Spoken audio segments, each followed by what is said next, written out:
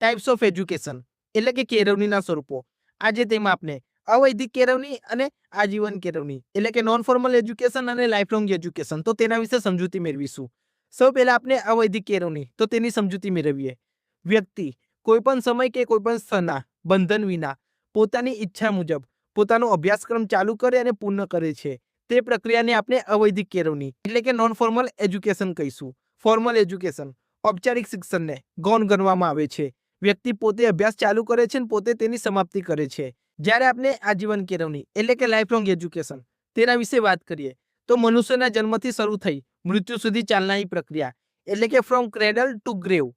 આ પ્રક્રિયાને શું કહેવાય? લાઈફ લોંગ એજ્યુકેશન કહેવાય. વ્યક્તિ પહેલા ફોર્મલ એજ્યુકેશન પ્રાપ્ત કરે એટલે કે શાળા, કોલેજ કે યુનિવર્સિટીમાં જઈ પોતાનો અભ્યાસ ચાલુ કરે અને તે પૂર્ણાહુતિ કરે. ત્યારબાદ તે પોતાના કુટુંબ, સમાજ તેમજ સમુદાય અને આસપાસના વાતાવરણમાંથી પોતાના કાર્ય અનુભવોમાંથી તે અભ્યાસ ચાલુ રાખે છે અને જીવનના અંત સુધી તે અભ્યાસ કરે છે. આ પ્રક્રિયાને આપણે આજીવન કેળવણી કહીશું. આજીવન કેળવણીમાં ફોર્મલ એજ્યુકેશન અને ઇન્ફોર્મલ એજ્યુકેશન બંનેનો સમાવેશ થાય.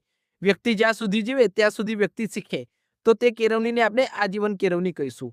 જો તમને મારો વિડીયો પસંદ આવ્યો તો તમે મારી યુટ્યુબ ચેનલને અવશ્ય ચેક કરજો, જે આપણે ગુજરાત યુનિવર્સિટી બીએડના સંપૂર્ણ અભ્યાસક્રમની શરૂઆત કરી છે.